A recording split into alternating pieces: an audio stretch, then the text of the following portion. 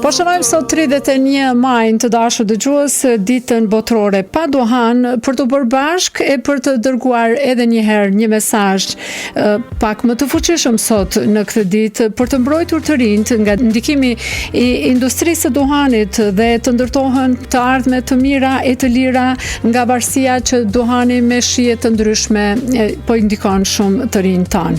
Do të flasim me zotin Lila, Arben Lilën, i cili është shumë aktiv për të mbrojtur të rinjët tanë për të mos krijuar këto varësi. Arben Lila është zyrtar në Qendrën Kosovare për Avokim dhe Zhvillim e ka një rol të veçantë për shumë vjet në një fushatë, të thosha, vjedisuese të vazhdueshme për rreziqet e duanpirjes. Zotë Lila, mirëmëngjesi, faleminderit që jeni me ne.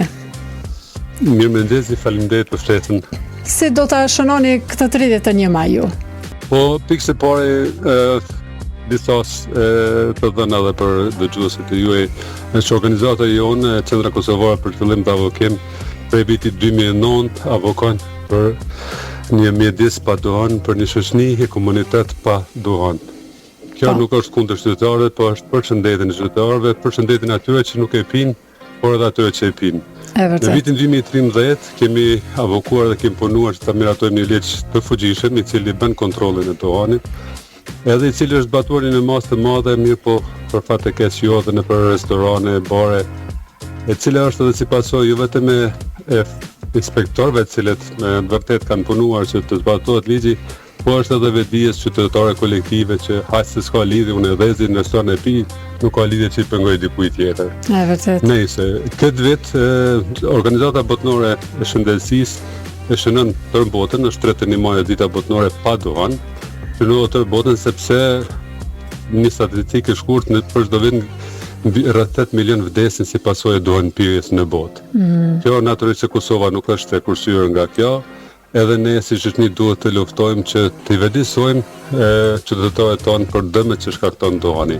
Tema e këtij vit për çdo vit është një temë tjetër, domethënë sepse duhani ka shumë aspekte të duhanit, domethënë nuk është vetëm duhanpirja, po janë edhe kontrolli duhanit në mjedisje, në shkolla, në shitje, në taksa. Shumë dimensionale është efekti.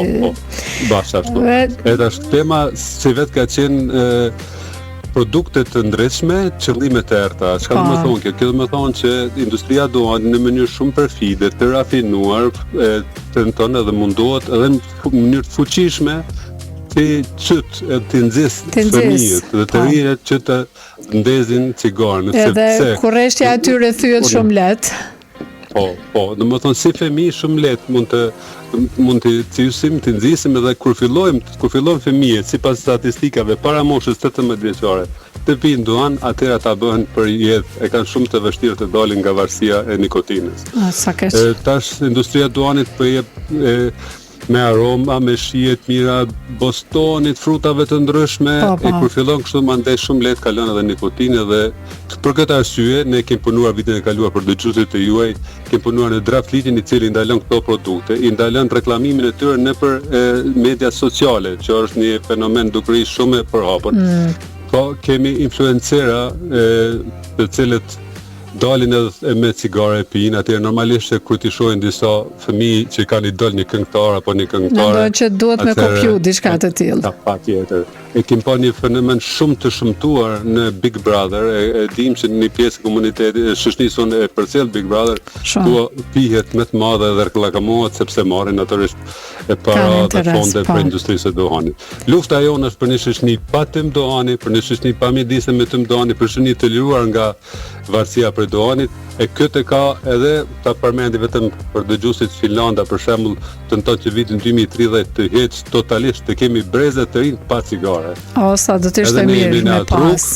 Ne jemi në atë rrugë dhe jemi lider sa për këtë. A keni bën matje, zoti Lila, keni bën ndonjë matje të herpashershme tek të rinjët sa përdoret, sa më pak ose sa më shumë? Sa ka arritur kjo fushatë juaja, ky avokim juaj në shoqëri që të ketë ndikim efekt? Okej, është quhet një mati gyt, e cila bëhet në disa vite për të rinjt. Është interesant se kur kemi miratuar ligjin në vitin 2000 13, mas 2 vite është bërë matja edhe kem pa që ka pas rënje të duhan pirës. Do më thonë është ngrit vedia me ligjin e ri atëherë. Këtë tentojmë ta bëjmë edhe tash, ka pas rënje të pive. Mirë po çka na brengos neve është rreth shkollave kemi dyqane të vogla të cilat shesin ose nga një cigare ose vape, janë shumë të qasshme.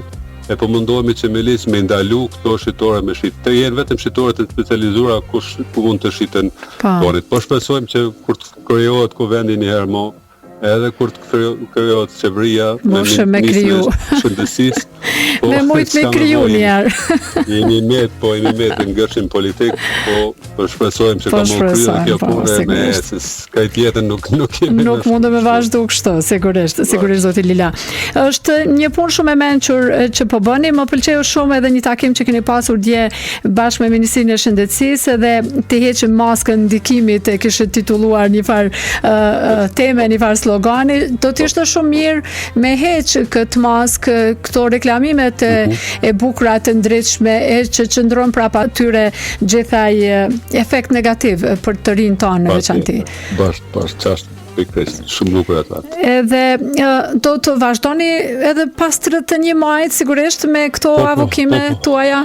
Po, patjetër. Shqetësimet më të mëdha kemi duhan pirjen edhe në për kafeteri ku pim kafe, zoti Lila, e ke pa edhe ti që pije duhan pavarësisht që është një ndarje formale. Po, unë siç e thash për vitin 2009 mundohemi gjithmonë të avokojmë për një Kosovë pa duhan. Ministri dje e përmendi që do t'i angazhojnë 100 inspektorë të rinj, edhe tash ka është interesante që edhe ju vetëm se inspektorët sanitarë cilët e kanë në detyrë, po secili inspektor pa marrë parasysh është i veterinarisë apo ka të drejtë të shqiptojë një dinim. Jo ka drejtë, po ka obligim, do të ketë obligim që kur ti inspekton vendet o lokalet të jep sankcione. Edhe çështjen e duhanit.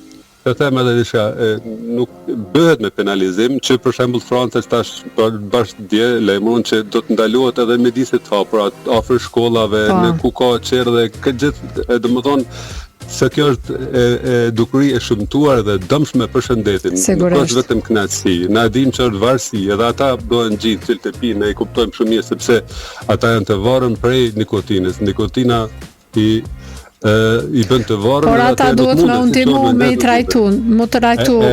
Po, ekzistojnë programe për ndërprerjen e duhan pirjes. Edhe aty kemi punuar organizata, janë jemi munduar që të kemi pas një trajnim për mjekët e shëndetësisë primare që të fillojnë të trajtojnë si të trajtojnë duhan pirjesit që ta lënë. Domethënë ka programe të cilat i trajtojnë duhan pirjesit për lënien e duhanit.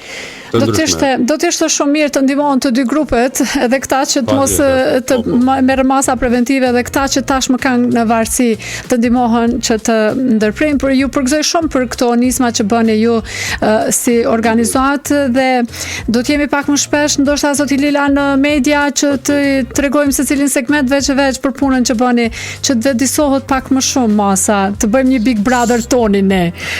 Shumë faleminderit edhe iniciativa juaj që na kontaktoni, edhe mediat e kanë rolin shumë të rëndësishëm që t'japin informatat e sakta, që duhan pirja është e pashëndetshme, që të qenë bie përmend edhe në takim me ministrin që prej 10 pacientave që kanë vdekur nga kanceri, mushkrive 9 prej tyre janë duhan pirjes. Paramendosh çfarë efekti negativ. Që duhani ta sjell kancerin. Po.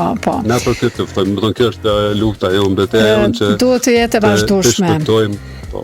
Faleminderit shumë zoti Lila dhe ju përgëzoj shumë për punën që po bëni. Kënaqësi gjithmonë të komunikojmë bashkë. Gjithë mirat, një fundjavë të mirë për ju dhe për të gjithë një fundjavë pa duhan. Dëgjues dashur, ishim me zotin Lila, Arben Lilën nga Qendra Kosovare për Avokim dhe Zhvillim, një qendër që luan një rol të rëndësishëm në nismat kundër duhanit në Kosovë. Sot është 31 maj, dita botërore pa duhan.